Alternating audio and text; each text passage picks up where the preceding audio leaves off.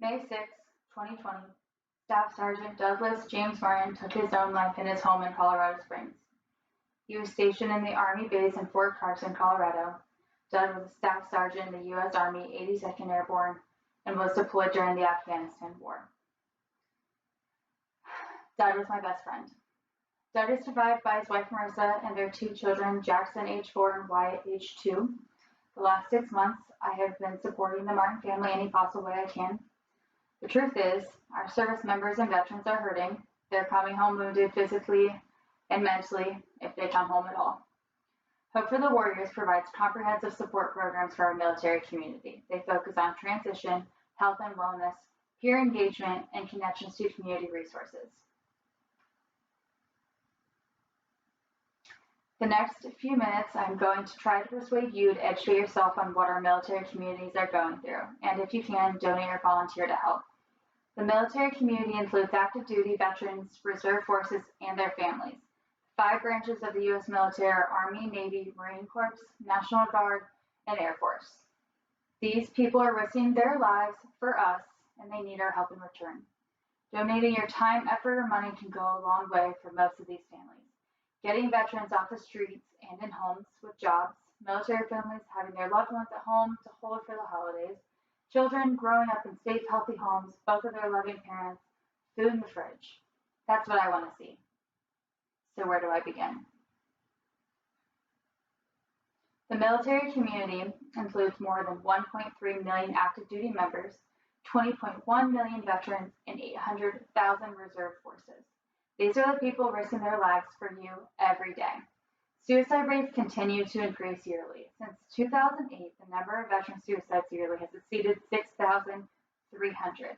According to the U.S. Department of Veteran Affairs, the average suicide rate for veterans is 17.6 per day, despite the decrease in veteran population from 24.5 million to 20.1. The past year has been the first time the Department of Defense has released numbers related to military family member suicide. The report shows that in 2008, the active duty suicide rate was 24.8 per 100,000 personnel. In the service reserves, the rate was 22.9, and in the National Guard, the rate was 30.6. These rates are statistically higher now than they have been in the past 5 years. About 23,000 active duty personnel receive benefits from SNAP, the Supplemental Nutrition Assistance Program, formerly known as food stamps.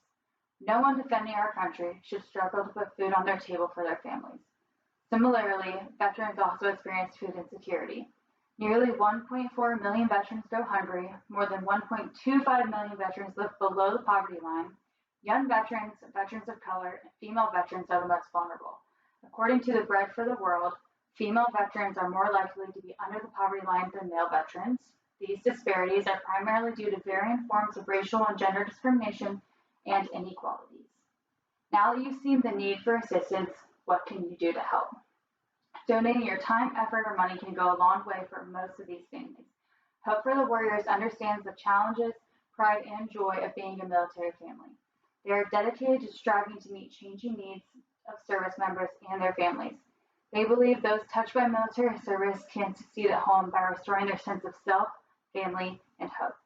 Some of the benefits they provide are the Warriors' Wish. This supports the long-term goal of a hope beyond recovery through financial grants awarded to severely injured service members, veterans, their families, or the families of the fallen.